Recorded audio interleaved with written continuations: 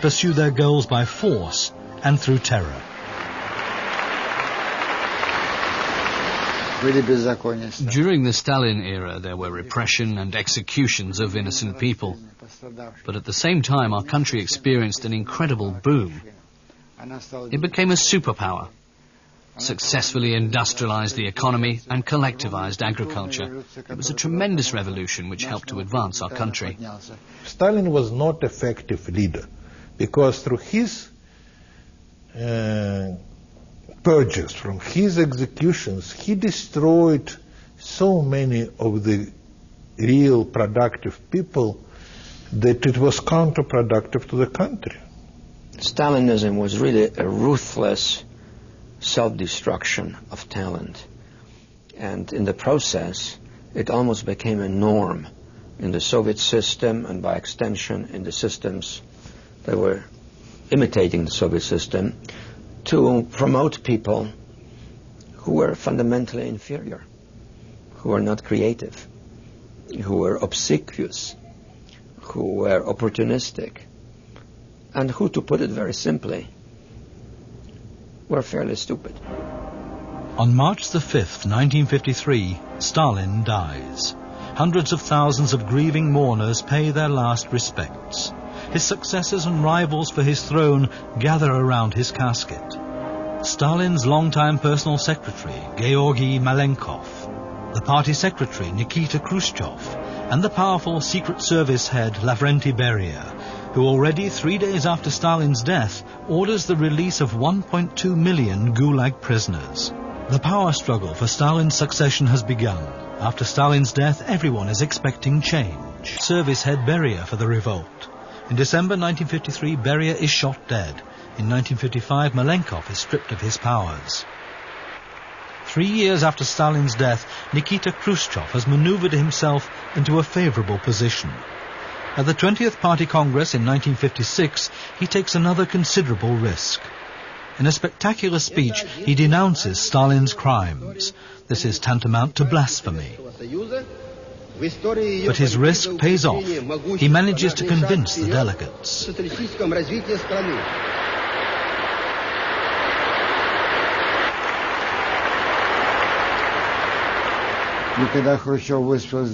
When Khrushchev held his speech, everybody was naturally shocked because no one knew the extent of repression.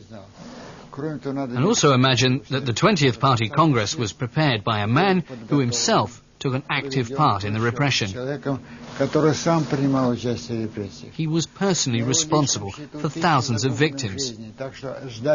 How could one expect objectivity from someone like that? I will say that 70% it was emotional. It came from his soul and his heart. Because he believed that we are building the best society on the world. It will be communism, where the people live like in the heaven. The delegates sing the Internationale. They have chosen their new leader, who will lead them into a new and better world. The expectations for Nikita Sergeyevich Khrushchev are high.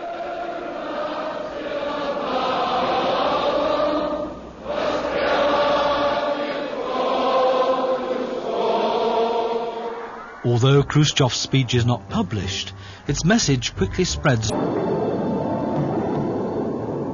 Baikonur, October the 4th, 1957. The Soviet Union placed the first satellite into orbit around the Earth. They called it Sputnik. Quiet beeping from outer space alarms the Western world, which fears that rockets used to launch a satellite could transport atomic bombs.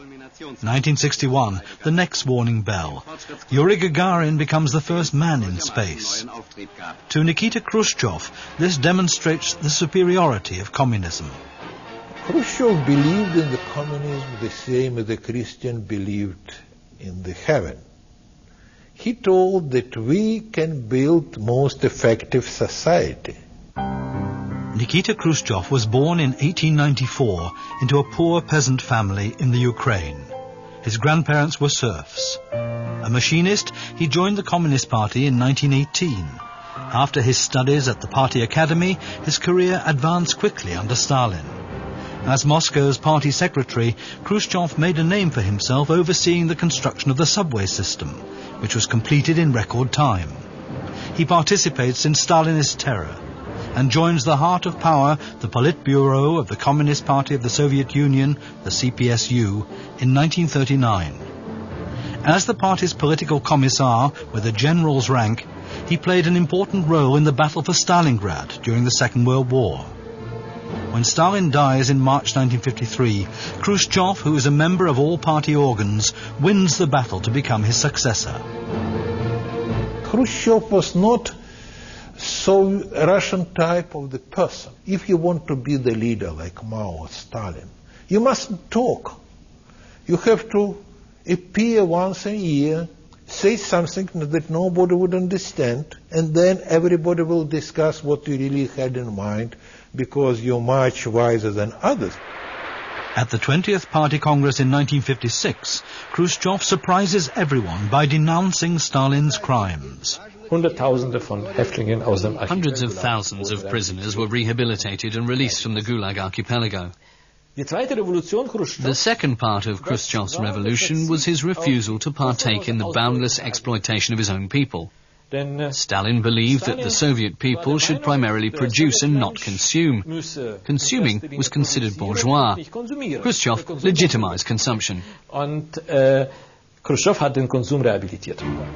Nikita Khrushchev wants to improve the general standard of living. He sees to it that production is increased in all segments.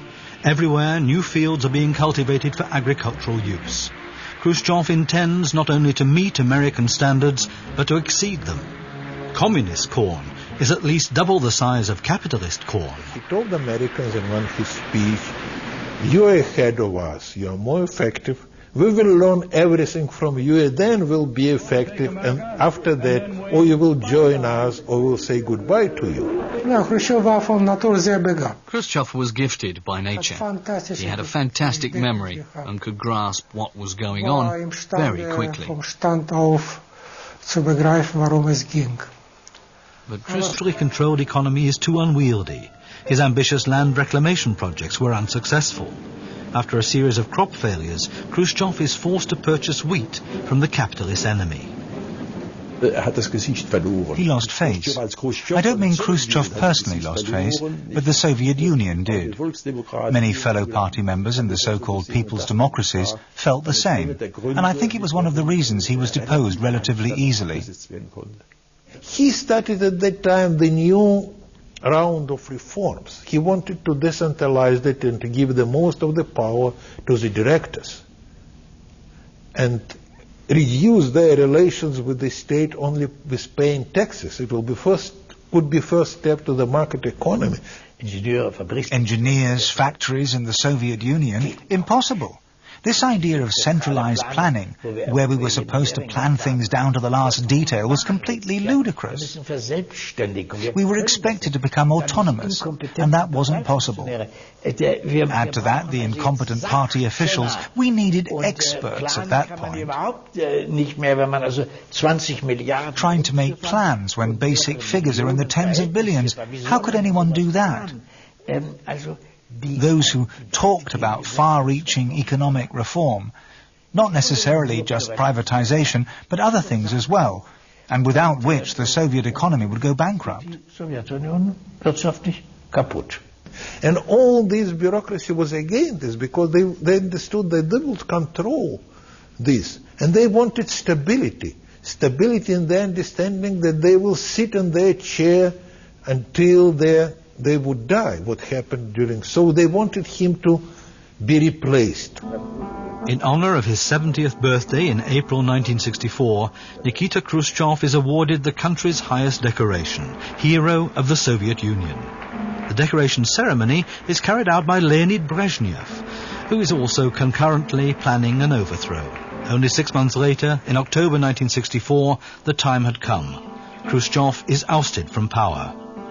He was driven out of office by the old Stalinists, or neo-Stalinists, the bureaucrats and the privileged, because he wanted to go too far.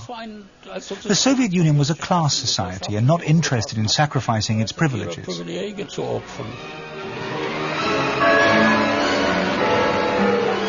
Leonid Ilyich Brezhnev is the new strong leader. Born in 1906 in the Ukraine as the son of a steel worker, he completes the classic route to becoming a party official. After Khrushchev is overthrown, he becomes General Secretary of the Communist Party. Brezhnev rehabilitates Stalin and guarantees posts and privileges. His power is based on the party machine and the military. He rearms and expands the Soviet military presence in Africa and Asia. In Vietnam, one should never forget, although many do today, that the Soviet Union had a huge arsenal of nuclear weapons. This means that criticism of the West's failure to intervene in such terrible crimes can only be countered by the conviction that it would have led to world war and the death of millions of people. That was a danger, and we all lived with an awareness of that danger. And it was terribly important to maintain a posture, a military posture, which would not give the Soviet leaders even the remotest degree of confidence that they could win a nuclear war. Both superpowers have the nuclear arms capacity to destroy the world several times over. Neither country can attack the other without risking its own downfall. This overabundance of arms is called the balance of terror and is supposed to guarantee peace during the Cold War.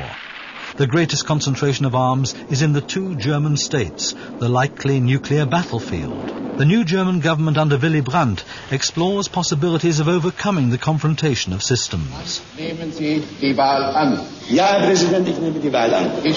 Der Kommunismus ruht auf zwei Pfeilen. Communism is based on two pillars.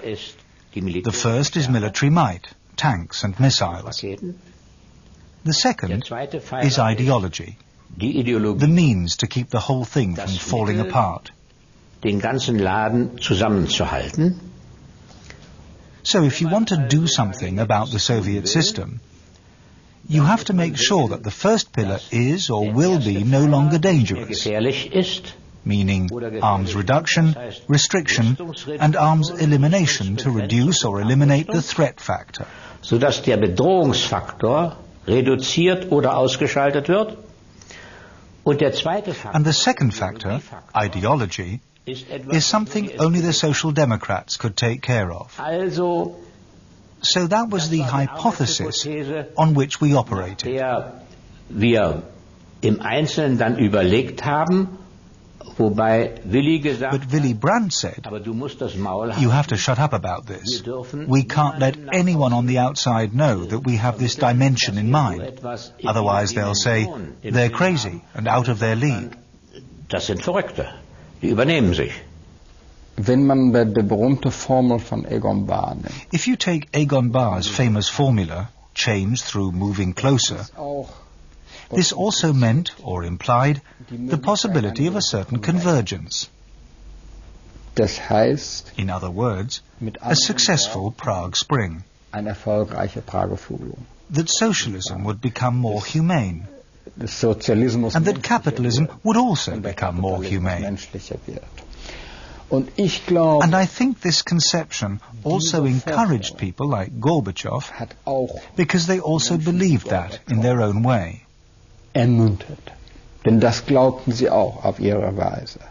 Das heißt auch in That means that Ostpolitik, for all its illusions, was also helpful in that it nourished Gorbachev's useful illusions. Von Gorbachev. Ostpolitik also means coming together on a personal level. This is openly demonstrated in the summer of 1971. Leonid Brezhnev and Willy Brandt show themselves to the watching world on a relaxed boat trip on the Black Sea. Both sides pursue different interests. The Soviet Union wants the confirmation of the post-war boundaries. German negotiator Egon Bahr wants humanitarian concessions, especially for the people of the GDR. The Eastern Treaties are signed, a successful balance of interests, even across ideological boundaries. Die Ideologie war After his talks with Brezhnev, Brandt realized that in terms of ideology, basically they're cynics. They're no longer true believers. But of course they use ideology as an instrument of power, domination and discipline. 5. The Conference for Security and Cooperation in Europe, known by the abbreviation CSCE, this conference will change the world. Brezhnev has achieved a key post-1945 objective of Soviet foreign policy. All NATO member states recognize their post-war boundaries, at a price that seems not too high for him. One intention of the Ostpolitik and Entente policy, and certainly not the least significant, was to create in the East and for the East some space to breathe and a little freedom to debate. That was accomplished by the Helsinki Final Act. This weakened the systems because suddenly everyone approved this whole package of declarations and things which were actually against their nature. After years of preparation, 35 heads of state and government signed the CSCE Final Act. Its principle, recognition and security of borders in exchange for granting human rights. The treaty text must be printed in the newspapers of all signatory countries. This stipulation allows people everywhere to read the catalogue of rights that their countries had committed themselves to uphold.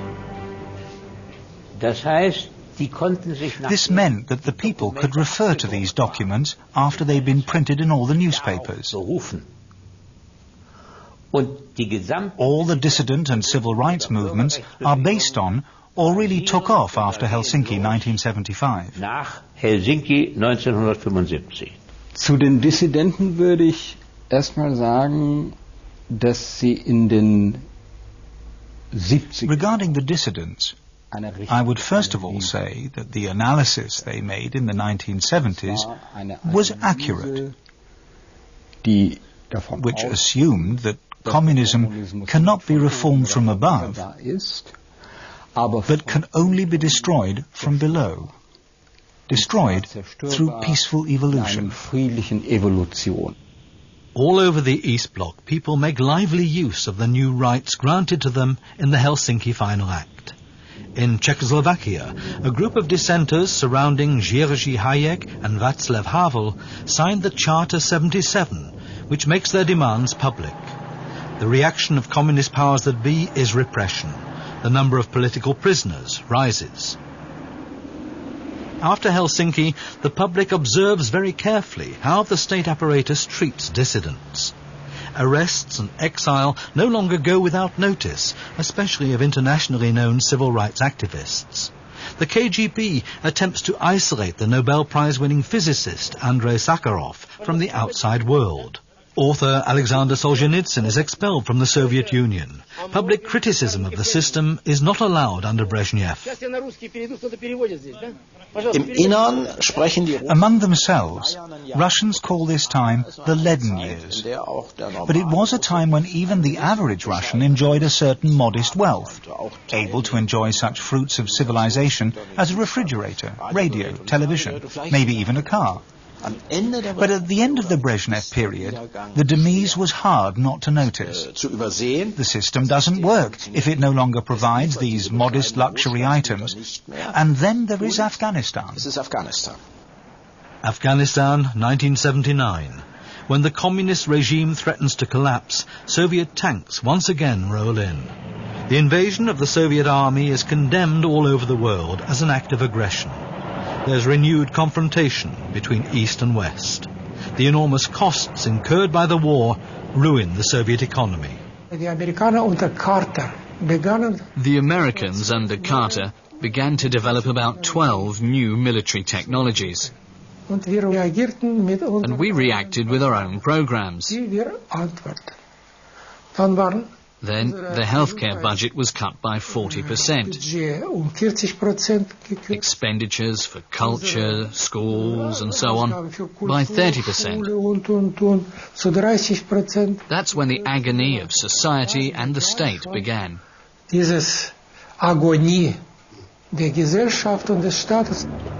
Standing in line becomes a full-time occupation. Even the most basic supplies are a problem. Empty shelves everywhere. The economy of scarcity paralyzes the entire Eastern Bloc. While the computer sets off the third industrial revolution in the West, the Soviet leadership tries to cut the country off from any external influence. They complained back then, saying that in the West, any 15-year-old could play with a computer, while they had a few specialists who, after many exams, would maybe come into contact with the machines when they are 20 or 25. The natural integration of the computer into daily life, not to mention the military as in the West, didn't exist with them, and also couldn't exist because it demanded a spirit of freedom. A modern society, and Russian society was eventually a modern society, does not let itself be dictated to all the time. Reglementation and dictating were the essence of Brezhnevism. Mikhail Gorbachev becomes a member of the Politburo of the Communist Party of the Soviet Union. He is not yet 50. 1982, the parade commemorating the 65th anniversary of the revolution. Gorbachev is by far the youngest among the otherwise grey functionaries. Marked by age and grave illness, head of state and general secretary of the CPSU, Leonid Brezhnev, who dies shortly afterwards. Within the next 3 years, his two successors also die, Yuri Andropov and Konstantin Chernenko. The election